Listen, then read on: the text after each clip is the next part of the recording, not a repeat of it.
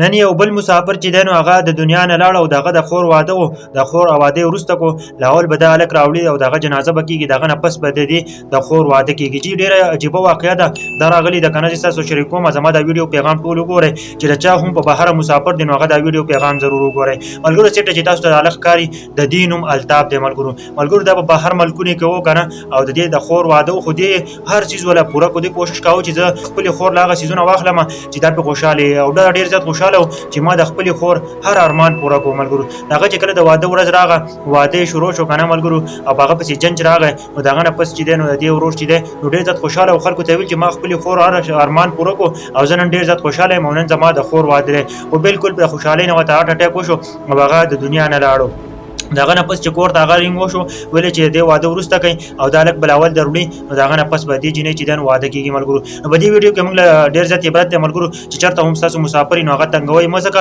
چې د مسافر زندګي ډېره لنډ او تنګ وي ځکه چې هلته پې پرېشر یو پله مسافري کوي بل طرف ته پې د کور پرېشر وي نو د هغه د وجې نه چې دا نو تاسو کوشش کوئ چې چېرته هم ستاسو مسافر په بهره باندې نو د هغه سره سختې خبرې مه کوئ اکثر د پیسو ډیمانډ ته وشي نو هغوی ته هارټ اټیک وشي او دې هلک چې دی نو ټول خپله زندګي چې دی نو هغه یې تېره کړه د خپلې خور دپاره چې زه خپله خور خوشحاله ولېږم د خاوند کور ته چې هغه هلته پکې څه مسلې نه وي چې زما خور خوشحاله وي او هغه چې دی نو نن د دنیا نه لاړو او هغه چې دی نو ختم شو او د اول به د هغه جنازه کېږي بیا به چې دی نو خور ودېږي نو زما د ټولو ته خواست دی په دې ویډیو کې چې چېرته هم ستاسو مسافر به بهر ملکونو کې وي په سعودي عرب کې به دوبۍ کې وي نو هغوی به چېرته هم نه تنګوي ځکه چې مسافر داسې وي چې هغه کله مسافرۍ له لاړ شي که نه خپله نوجواني چې ده نو مکمل طور باندې په مسافرۍ کې ولګېږي هغه لاړ شي که نه او د خپل کور د خلکو دپاره لګیا محنت مزدوري کوي هغه هم کوشش کوي چې زموږ دا کور دا خلک چې دی دا خفه نه شي دا خوشحاله وي خپل کور د عزت دپاره تلي بهر ملکونو ته او هغوی چېرته تاسو مه تنګوئ چې هغوی تاسو تنګ کوئ نو هغوی سره هارټ اټیک ورته وشي ډېر زیات موږ ولیدل که نه